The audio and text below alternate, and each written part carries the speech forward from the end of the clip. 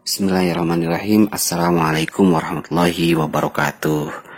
Oke, bagaimana sahabat-sahabatku semuanya? Sehat ya? Mudah-mudahan kita senantiasa diberikan kesehatan oleh Allah Subhanahu wa Ta'ala dan selalu menjalankan nilai-nilai yang ada dalam ajaran agama Islam dan menjauhi segala larangan-larangan yang sudah Allah tetapkan. Oke sahabat-sahabatku semuanya, kali ini kita akan membahas tentang kepribadian Muhammadiyah.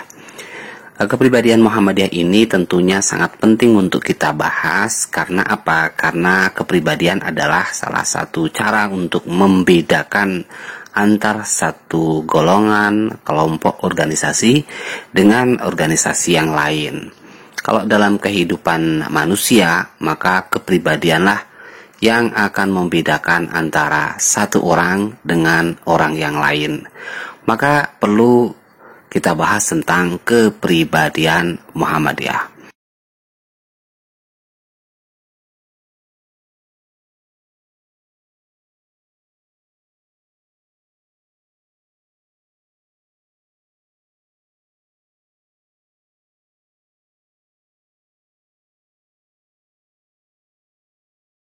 Setelah kalian mencermati gambar tersebut, mungkin kalian kita semuanya sudah mendapatkan satu gambaran tentang pribadi seorang Muhammadiyah. Pada hakikatnya Muhammadiyah itu didirikan oleh Kiai Haji Ahmad Dahlan berlandaskan kepada surat Al-Ma'un yang intinya adalah sebuah gerakan pencerahan yang senantiasa berusaha untuk mengeluarkan segala bentuk problematika umat sehingga terbentuk sebuah kesejahteraan. Nah, organisasi Muhammadiyah memerlukan sebuah kepribadian. Dan untuk pembahasan kali ini, kita fokuskan kepada pengertian kepribadian Muhammadiyah, latar belakang atau sejarah perumusan kepribadian Muhammadiyah, serta fungsi dari kepribadian Muhammadiyah. Oke, langsung saja untuk pembahasan kepribadian Muhammadiyah. Silahkan kalian simak tanya jawab berikut ini.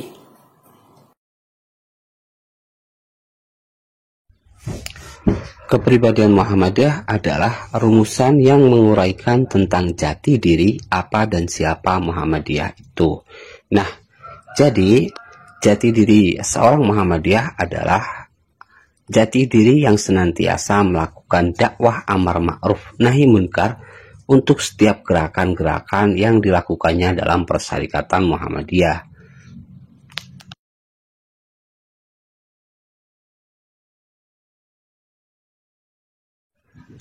Kepribadian Muhammadiyah dirumuskan pada Muktamar Muhammadiyah yang ke-35 di Jakarta, tepatnya pada tahun 1962.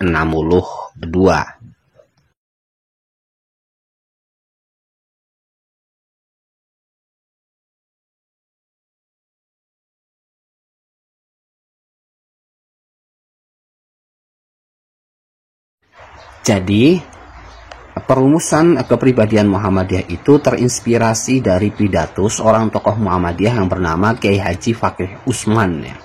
Yang kemudian Muhammadiyah membuat tim perumus untuk lebih memfokuskan kepada perumusan kepribadian Muhammadiyah itu.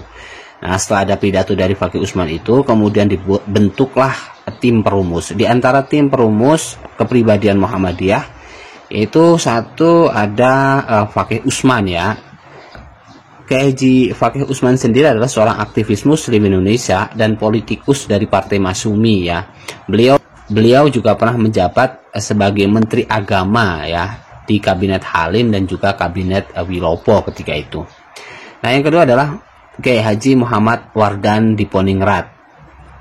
Beliau ini seorang tokoh Islam Indonesia yang kenal sebagai penggagas konsep wujudul hilal, ya. Jadi metode hisab dalam penentuan awal bulan yang sampai sekarang dipakai oleh Muhammadiyah dalam menentukan awal bulan Ramadan itu pertama kali konsepnya dibuat oleh Kiai Haji Wardan Diponingrat, ya.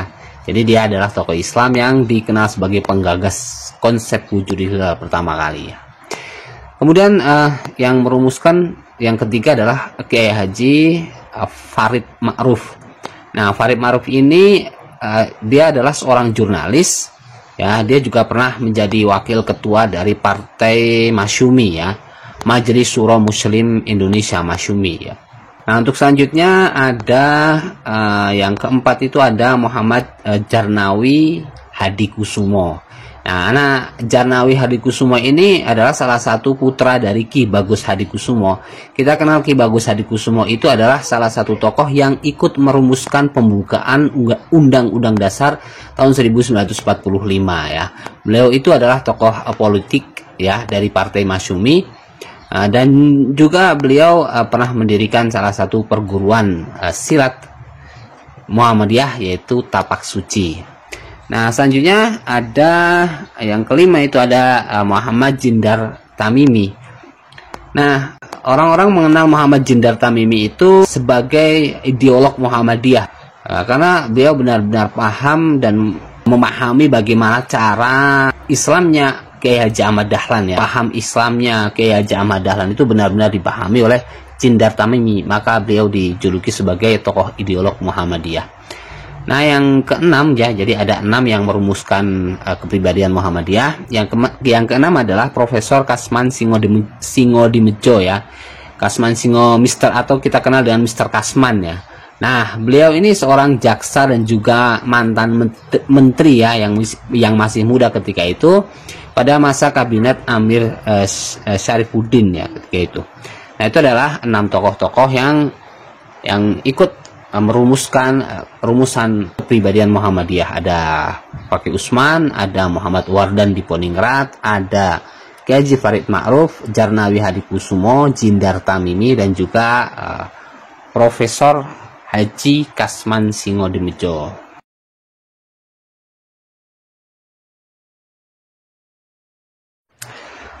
Jadi perumusan kepribadian Muhammadiyah itu dilatar belakangi oleh dua kondisi. Yang pertama adalah kondisi politik, yang kedua adalah kondisi sosial. Kondisi politik di mana ketika itu setelah disahkannya dekret presiden tahun 1959 pada era demokrasi terpimpin, Presiden Soekarno membentuk Dewan Menteri yang beranggotakan 3 kekuatan besar pemenang pemilu tahun 1955 dari unsur nasionalis, komunis, dan juga agama yang biasa kita kenal dengan Nasakom, ya. Nah, kemudian kondisi ini berhasil dimanfaatkan oleh Partai Komunis, yaitu dengan menggeser demokrasi terpimpin dengan melakukan penyimpangan-penyimpangan terhadap Undang-Undang Dasar 1945.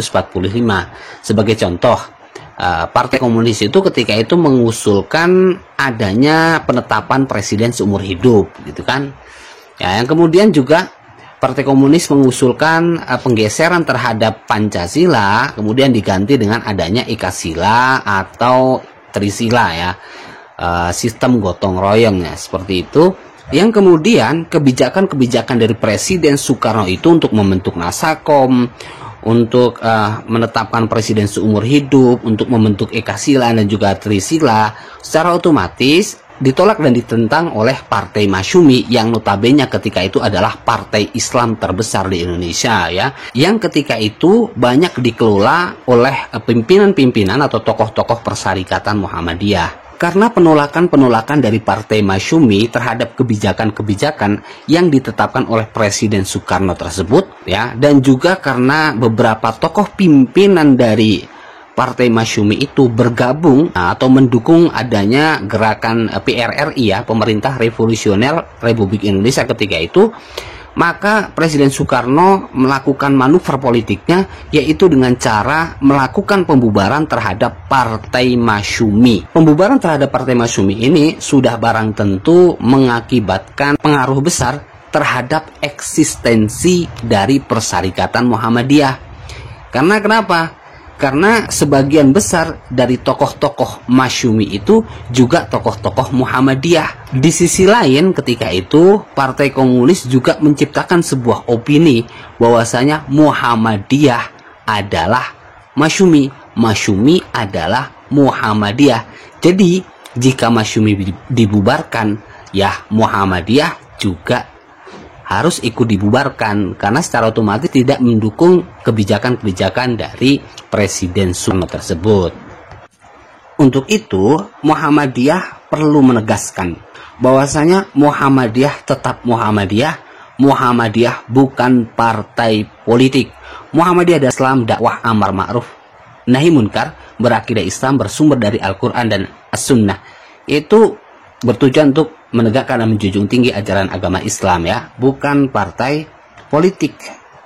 Maka ketika itu dalam setiap pidatonya Kiai Haji Fakih Usman mengutarakan tentang apa Muhammadiyah. Beliau menjelaskan tentang jati diri Muhammadiyah, ya, apa dan siapa Muhammadiyah itu, sehingga Muhammadiyah tidak dibawa terlalu jauh dalam kegiatan-kegiatan atau kepentingan-kepentingan politik. Nah, begitulah latar belakang dirumuskannya dari kepribadian Muhammadiyah.